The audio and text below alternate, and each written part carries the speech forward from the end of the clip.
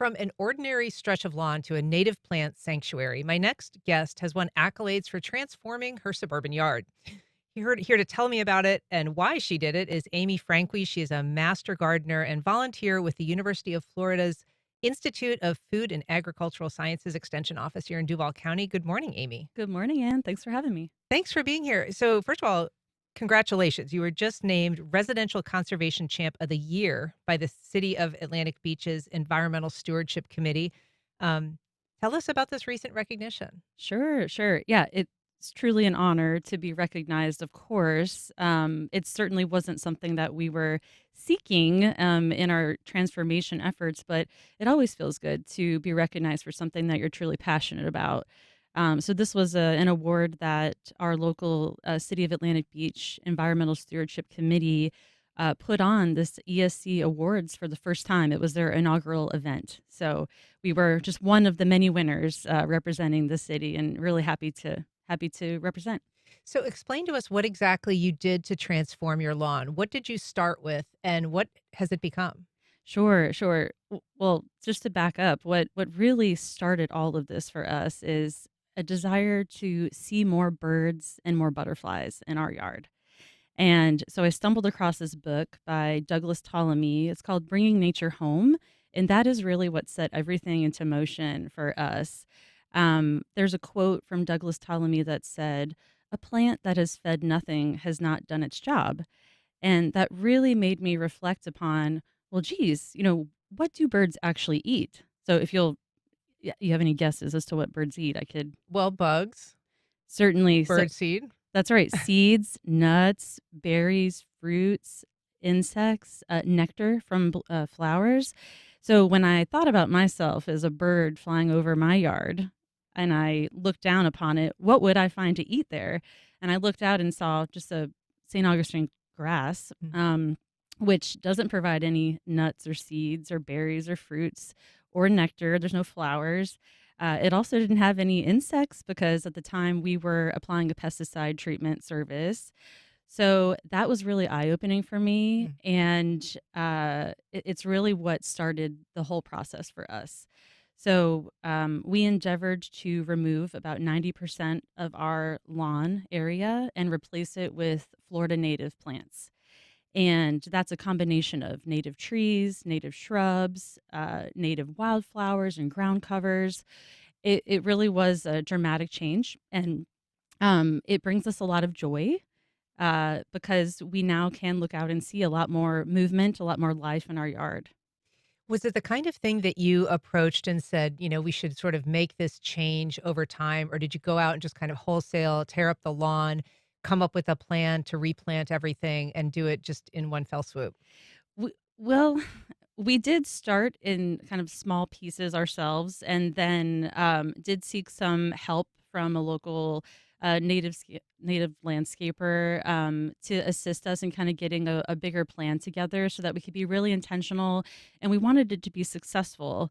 If we were going to dedicate the time and the money to make the transformation, we wanted it to last. So it was something that we did take a broader brush approach to. Um, but have also, like, over time added to it, what we started. Yeah. And so for people who are watching our online stream, we are showing some pictures of the before and after of your yard. But for people who can't see it, can you sort of describe what the after looks like? Sure. So we did try to be very intentional. If you were looking at our yard from the street, we did leave a strip of grass in the front because we wanted people to know this was an intentional choice we were trying to make. We still want it to look very kempt and inviting. But what you would see beyond the grass is layers of habitat, shrubs with flowers and berries that provide, source of food for birds. You'll see butterflies hovering over.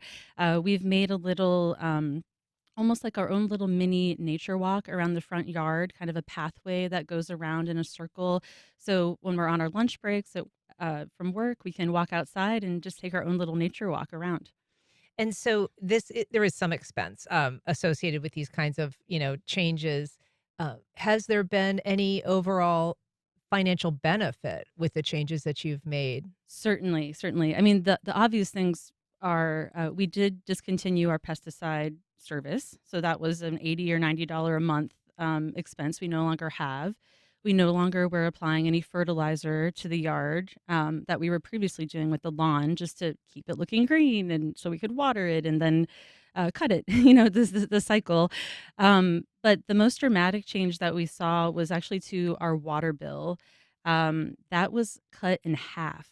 After the plants got established, we were able to completely turn off our irrigation system. We did that about 2 years ago. And right now, if you looked at our water bill, I actually have one in front of me to kind of show you an example of it. Um, but you can see the dramatic shift in downward. We were Oh, wow. using 16,000 gallons of water a month. And after our transformation, we use 2 to 3,000 gallons a month, which is still lower than the average for the city of Atlantic Beach, I think, That's which is about extraordinary. 5,000. So, I mean, you see it reported that, in the nation that about a third of, potable treated water is put on lawns, used to water lawns essentially. But in Florida, it's about half. And so I would guess that your usage decline is in keeping with that. absolutely. I mean, it's dramatic going from 16,000 to 3,000 a It's month. amazing. Definitely.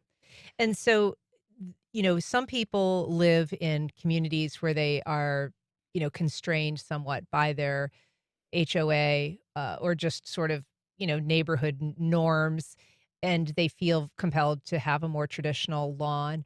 What kind of response have you gotten from neighbors? And how do you think, that kind of lawn that you've created, is it adaptable to a more restrictive environment? Yes, I'd say our neighbors have been very welcoming. I'd say our direct next door neighbors also decided to transform their yard as well and took a similar approach in their front yard. So that was, of course, inspiring to see. And I have invited our neighbors over for talks, entice them over with a little happy hour, but then listen to me give you a presentation about native plants and show you around the yard. So those kinds of things can certainly have an impact in just showing people what's possible. But I would say for others that are more restrictive, I would definitely encourage it. I think it really just comes with a mindset change about how we view our yards as being something that gives versus kind of takes. Mm. Um, but I do think, anyone could have an impact. You could start small, even just with a container in a pot. You could have a pollinator pot, for example. And so I mentioned that you won the Atlantic Beach Environmental Stewardship Committee Award, but you did also win recognition from the University of Florida's Florida Friendly Landscaping Program. And that's something that awards people in tiers, That's right. silver, gold, and natural. And you actually won the highest level, which is natural. We did. Yeah. Uh, the the recognition for natural is new. It's something that they added as of 2024. So super proud to be the first residential property in Duval County to have received that award. There's also an area in Native Park 1 and 2 that is maintained by our local Florida Native Plant Society chapter, the ICSIA chapter. They also received it for, Where is that? it's in the Riverside, Avondale area. Okay. Yeah, I would definitely recommend anyone checking it out. It's a great place to see a kind of a demonstration garden of native plants. They also host an annual native plant sale there in the April timeframe, which was just passed. But yeah, the Florida Friendly Landscaping Program is something that's really there to help guide homeowners to kind of understand these Florida friendly principles at home. So, our Master Gardener volunteers, you can sign up to have them come out and give you a free yard review. And they'll look around your yard and they have a checklist that they follow that has different Florida friendly principles like, are you planting the right plants in the right place? How are you watering efficiently? Are you fertilizing appropriately? How are you using mulch? Those kinds of things. And as a result of the review, they'll actually give you a recommendation of, here are maybe some enhancements or modifications you could consider in your yard. And if you qualify, you could be recognized by one of those silver, gold, or natural levels and have a sign to put out in your yard and show your neighbors how awesome you are.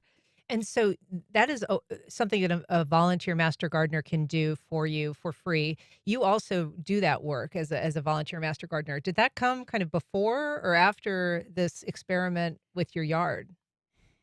It kind of happened around the same time. So I went through my Master Gardener volunteer training in the fall of 2021, and that is right around the same time I read this Douglas Ptolemy book. So Mhm. this kind of happened in tandem, just kind of worked together in a way. But I didn't actually have the yard review team come out until last year when they notified me that this new natural level existed and thought I'd make a great candidate. And so in winning that recognition that you did, is there some sort of pledge or requirement that comes with it in terms of the amount of water you use, whether you're using pesticides? Yeah, for the natural level specifically, I believe the checklist states that the landscape is not regularly watered from any source once established. Okay. And no supplemental treatments are added to the landscape in terms of fertilizing, except for maybe compost amendments, for example. But yeah, there are some, specific uh, expectations that you would maintain.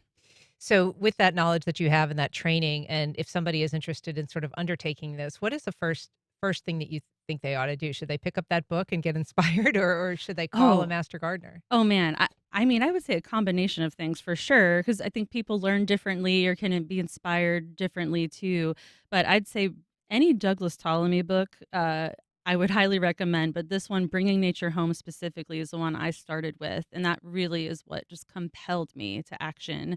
But our Master Gardener volunteers are there to help too, and these are people that are passionate about gardening, yard-related topics. We wanna grow your own food more than just, landscaping and those kinds of things.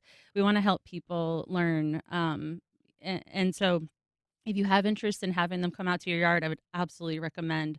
That'd be a really great jumping off point. Yeah, and I guess for those of us that don't necessarily have a green thumb, I mean, this is doesn't maybe requires less of one because you are going to be growing things that are native and survive well here. That's right. I mean, I'm a Florida native myself, so the easiest way I'd kind of describe a native plant is a plant that grew up here in Florida. Mhm. It's acclimated to our weather, our climate, and it doesn't have a lot of needs as long as you're planting it in the right place.